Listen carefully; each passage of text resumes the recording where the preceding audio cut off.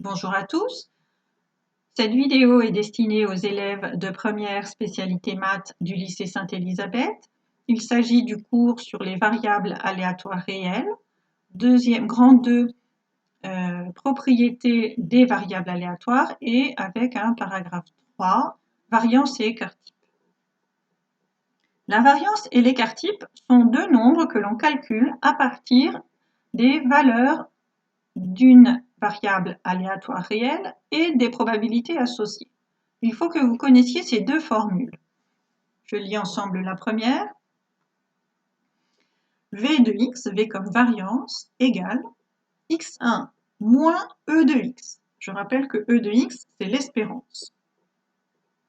x1 moins e de x au carré fois P1 plus x2 moins e de x au carré fois P2 plus etc. jusqu'à la dernière, xn moins e de x au carré fois Pn. L'écart-type, sigma, c'est la racine carrée de la variance.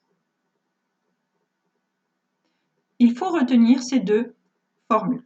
Il faut retenir également cette propriété qui est l'équivalent du théorème de la loi des grands nombres, mais pour la variance. Après un grand nombre de réalisations de l'expérience aléatoire, l'écart-type statistique se rapproche de l'écart-type probabiliste et la variance statistique se rapproche de la variance probabiliste.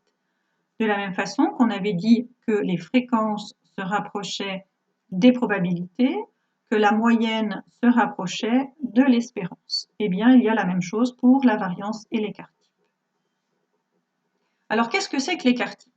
D'abord, la variance, on n'en a pas vraiment besoin, c'est un intermédiaire de calcul et ce qui nous intéresse, c'est surtout l'écart-type. L'écart-type, il mesure l'espérance des carrés des écarts à l'espérance. Alors, c'est une formule qui veut dire qu'on va calculer la moyenne de la différence entre les différentes valeurs possibles et l'espérance, c'est-à-dire la moyenne. Et on en calcule une moyenne. Alors, il y a un carré ici. Si on n'avait pas mis le carré, regardons ce qui se passe. Je vous ai fait un joli calcul ici. Pourquoi les écarts-types les écarts sont-ils élevés au carré dans la formule de la variance? S'ils ne l'étaient pas, on aurait un problème. S'il n'y avait pas de carré ici, là où j'ai mon curseur, et qu'on calculait tout ça, là, mais sans les carrés. Alors, qu'est-ce qui se passe? Première étape, on développe. Là, vous avez fois P1, je développe. x1 fois P1, EX fois P1. Et je fais pareil avec les autres. x2 fois P2, E de x fois P2, etc. jusqu'à la dernière, xn fois Pn, E de x fois Pn. Je fais ça parce que je m'aperçois qu'il y a ici E de x, E de x, E de x.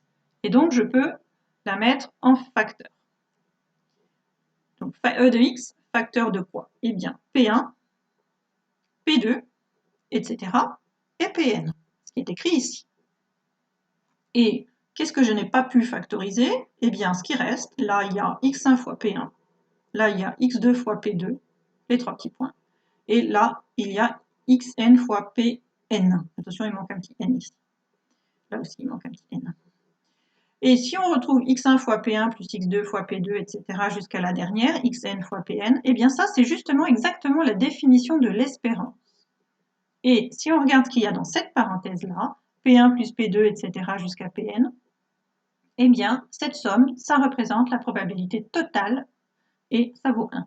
Donc finalement, on obtiendrait, si on n'avait pas mis les carrés, on obtiendrait l'espérance moins l'espérance fois 1. Et bien, ça fait 0. Donc, ça serait absolument inutile de le calculer. On ne pourrait pas regarder la différence entre les valeurs et la moyenne. On ne pourrait pas regarder si ces valeurs s'écartent ou se rapprochent de la moyenne. C'est pour ça qu'on a mis des carrés. Donc, si on a mis des carrés, ensuite, bien sûr, il faut mettre une racine carrée pour équilibrer. Donc, ce paragraphe pour vous expliquer pourquoi dans la formule il y a ici des carrés. Vous n'avez pas besoin, bien sûr, de vous rappeler de ce calcul. Ce qu'il faut se rappeler, c'est qu'il y a un carré et que ce carré est indispensable. ce dont il faut se souvenir aussi, c'est l'interprétation qui est ici, paragraphe interprétation. L'écart type mesure la dispersion, hein, c'est un indicateur de dispersion. Si les valeurs sont regroupées autour de la moyenne, on va avoir un petit écart type. Si les valeurs sont dispersées, eh bien, on va avoir un écart type important. Voilà. Et enfin, un exemple. Donc, un dé équilibré à 6 faces, on gagne 1 euro si on obtient le 6. Il s'agit du même exemple depuis le début du cours. On a vu que cette variable aléatoire possède 2 images, 0 et 1. On a déjà calculé son espérance, on avait trouvé 1/6. Pour calculer la variance, je reprends la formule. x1 moins e de x au carré fois p1 plus x2 moins e de x au carré fois p2. Donc x1, 0, moins l'espérance 1/6 au carré, très important, fois la probabilité 5/6. Pour x1, on a p1, pour 0, on a 5/6. Et puis, on fait la même chose avec la deuxième valeur. x2, c'est 1, 1 donc, moins l'espérance qui vaut 1/6 au carré, très important, fois la probabilité 1/6. Vous rentrez tout ça dans votre calculatrice, ça vous donne 5/36. Et vous calculez l'écart type en prenant la racine carrée de tout ça. Et ça fait 0,37. Alors 0,37, ça veut dire quoi? Ça veut dire qu'on a un écart par rapport à la moyenne de 0,37. Je rappelle que la moyenne, l'espérance, était 1/6, 0,17. Donc 0,17, 0,37, on a un écart type important dans cette expérience aléatoire.